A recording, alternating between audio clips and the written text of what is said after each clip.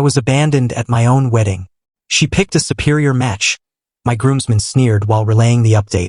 I stood rigid in my tuxedo, every guest observing. Rather than weep, I merely grinned and departed. 3 months on, their phones were flooded with alerts when the pair realized what I had been scheming from the start. A 32-year-old guy encountered Elise 5 years back at a shared acquaintance's birthday gathering. She embodied all I desired, intelligent, driven, and we connected right away. After 3 years as a couple, I popped the question. She accepted, and we dedicated the following year to organizing our nuptials. My closest pal from university, Nathan, was the clear pick for groomsman. He'd stood by me through it all. Past romances ending, career setbacks, my folks split. I relied on him without question. The big day came. The location was adorned, attendees in their seats, and I waited at the front in my custom-fitted suit for my future wife. When she was half an hour overdue, anxiety crept in.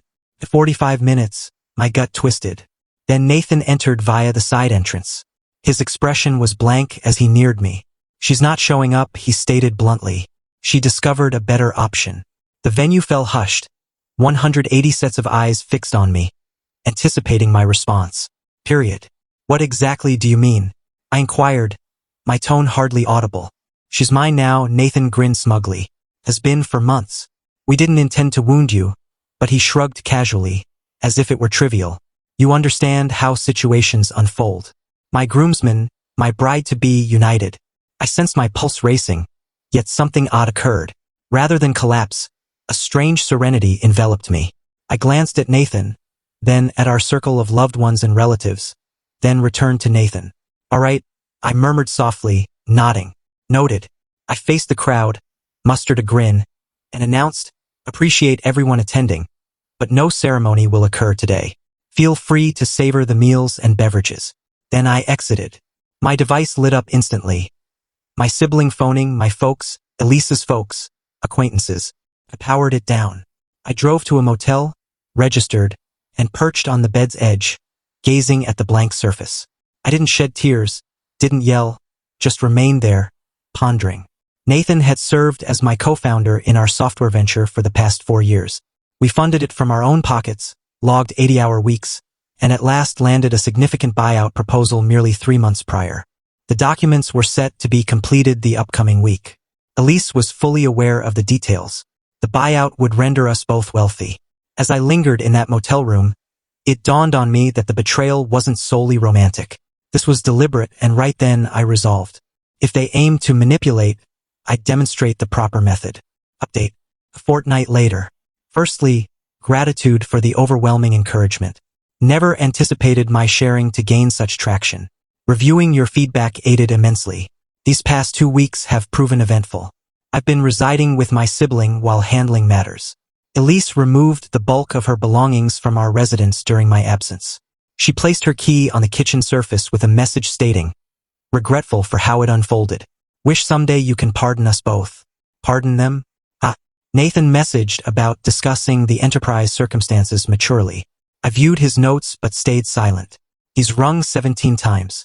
His final message. Avoid sabotaging this for us both due to your feelings. I'm the emotional one. Ironic. Yesterday, Elise's mother appeared at my sibling's home. Evidently, Elise informed all that I was domineering and distant emotionally, prompting her to seek solace elsewhere. Her mother even inquired if I'd contemplate reconciling since Elise was bewildered. I simply stared until she departed. In the meantime, I've stayed occupied, consulted my attorney thrice. Over our years constructing the firm, I served as the core innovator for our offering. Nathan was the engaging spokesperson, the connector, the one who wooed patrons. We formed an effective duo by balancing strengths. What Nathan fails to grasp is that I've been crafting our advanced offering solo for the last 18 months. I initiated this personal endeavor while he and Elise were evidently beginning their liaison. The buying firm is especially drawn to this novel tech.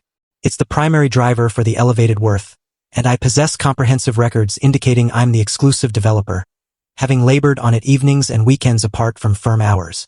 The buyout progresses, and both originators must remain for 18 months post-sale. Nathan remains unaware of my dialogues with the buying group about my independent efforts on the advanced offering. I've additionally sifted through our message and correspondence archives, uncovered intriguing interactions where Nathan explicitly outlined scheduling the affair disclosure right prior to the buyout windfall. Elisa's responses feature lines like, "He's overly kind to resist, and he'll likely just absolve you." They haven't a clue of the impending. Update 1 month post-wedding. Events are intensifying swiftly. Nathan arrived at my apartment yesterday, pounding on the entrance at 11 p.m. When I ignored, he began shouting that I was acting immature and endangering our creation by ghosting him. My adjacent residence summoned guards. I observed via the viewer as he was removed, still bellowing about how I was obligated to converse. Obligated to him. The nerve. This morning, he directly emailed the buying firm, attempting to bargain solo. He claimed I faced private troubles and proposed they deal solely with him. Luckily, my attorney and I had pre-informed them of the scenario. They sent his email to me with a brief note. "Is this the colleague issue you referenced?" Elise has embraced full martyr stance. She shared on social platforms about harmful partnerships and how occasionally emotions select another route. Numerous shared contacts replied with affection and backing. The most offensive aspect, Nathan's sibling, Mia, phoned to clarify how such events occur naturally and no one aimed to harm you. She advised I ought to be adult enough to distinguish commerce from private affairs. I chuckled and disconnected. Nathan still doesn't comprehend that I've been recording it all. Each ring, each message, each correspondence where he detailed their scheme to ambush me.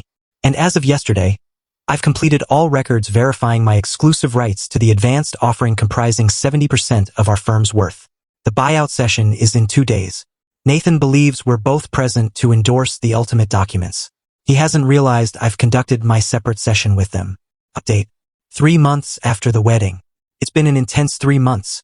But today everything aligned. The session with the buying firm unfolded precisely as intended. When Nathan appeared 15 minutes delayed, per habit, he discovered me, my attorney, and the full leadership already positioned. His seat was notably absent. "What's happening?" he queried, appearing bewildered. My attorney pushed a dossier over the surface. Within were thorough records of my independent creation of our advanced offering, complete with time markers, progress notes, and patent filings solely under my name. "You can't pull this," he stammered, his complexion flushing. "This is our firm. That's our offering." In fact, I amended him. "The firm belongs to us, but this particular innovation is mine. I built it evenings and weekends beyond firm hours and recorded every detail carefully." The buying leader inclined forward. "We've examined the proof, Nathan. Though we appreciate your roles in the initial firm, this next-level innovation accounts for roughly 70% of our acquisition focus." Nathan appeared stunned. "But the agreement we were both meant to, the agreement can advance," the leader stated. "Yet with revised conditions, your colleague has demonstrated exclusive authorship of the innovation we prioritize. Our proposal to him remains. Our proposal to you is being reassessed suitably." Nathan jabbed a finger at me, blaming. "You orchestrated this from the beginning?" "No," I answered steadily. "I simply performed my duties while you were occupied orchestrating your romance with my bride-to-be." The session proceeded with Nathan marginalized. The buyout would continue, with me obtaining 85% of the funds per intellectual asset assessment. Nathan would get the leftover 15% for his input to the original enterprise. We both would still require presence at the firm for the 18-month handover as initially outlined. That evening, my device was overwhelmed with pings. "Nathan, you can't inflict this on me. Nathan, I'll take you to court. Nathan, you've destroyed it all. Elise, what have you caused? Nathan is crushed. Elise, we must converse immediately. Elise, this is unjust. It was merely a romance matter." Then arrived the enablers. "Mia, how could you be so spiteful? Nathan's mother. After everything he's provided you." Shared acquaintance Tyler. "Dude, this exceeds limits." I ignored everyone. Instead, I sent them all an alternative. Captures of the messages where they strategized the wedding day ambush to occur pre-buyout, deliberately to shatter me emotionally so I wouldn't resist. The rings ceased suddenly. An hour later, I received a note from the property broker. The disposal of my apartment was finalized. By tomorrow, I'll board a plane to commence my fresh existence. Nathan and Elise can possess one another. What they won't possess is the destiny they envisioned at my cost. Update. 6 months on, it's been half a year since that day at the venue. And I'm composing this from my new residence facing the sea. The scenery soothes. The buyout transaction sealed successfully. I remained as an advisor for the handover, then withdrew entirely. Monetary independence at 32 seems dreamlike. Nathan managed poorly. His court threats evaporated when his attorney inspected the intellectual asset records and clarified that personal time endeavors were lawfully distinct from firm properties. We both continue at the firm, but in separate units. The strain is evident in joint sessions, but the buying group isolates us mostly. The mandated 18-month handover persists, but I'm marking the calendar. Recently heard his career standing suffered after key patrons discovered the events and opted to trail me to the fresh entity instead. He's managing financially from his 15% of the buyout, but far from his projections. Elise contacted last month with an extensive message about her grave error and never ceasing to care for me. Evidently Nathan ended things 3 months post-wedding chaos when the revised monetary reality hit. She's relocated to her parents. Their bond collapsed dramatically once finances were eliminated. Fate operates curiously. The oddest aspect, I sense zero toward either now. No fury, no grudge, just void. Some unforeseen turns. Nathan's junior sibling contacted to express regret. Unlike Nathan's other relatives, he acknowledged the wrongness and wanted no role in justifying it. We've genuinely bonded as pals. Various backers who learned of my conduct have contacted regarding my upcoming project. Evidently, honor counts in commerce. I've begun seeing people again, lightly. Nothing committed yet, but it's pleasant knowing one deception doesn't shape your entire path. To all who backed me, thanks.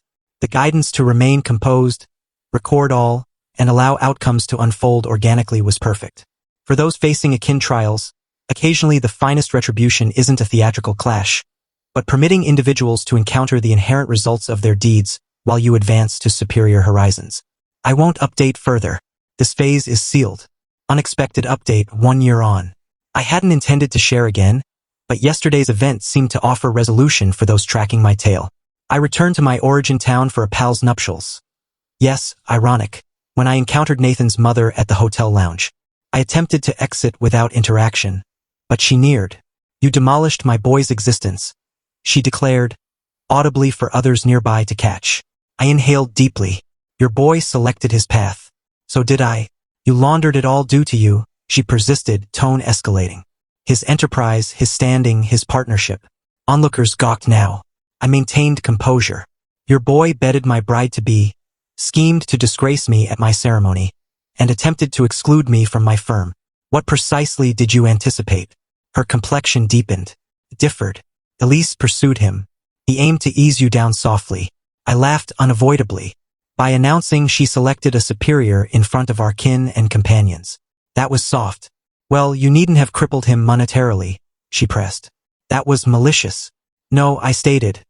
Malicious would have been dispatching all the messages where they plotted precisely how and when to deceive me. Malicious would have been claiming the full agreement solo and leaving him empty-handed, which lawfully I could have via the innovation I authored.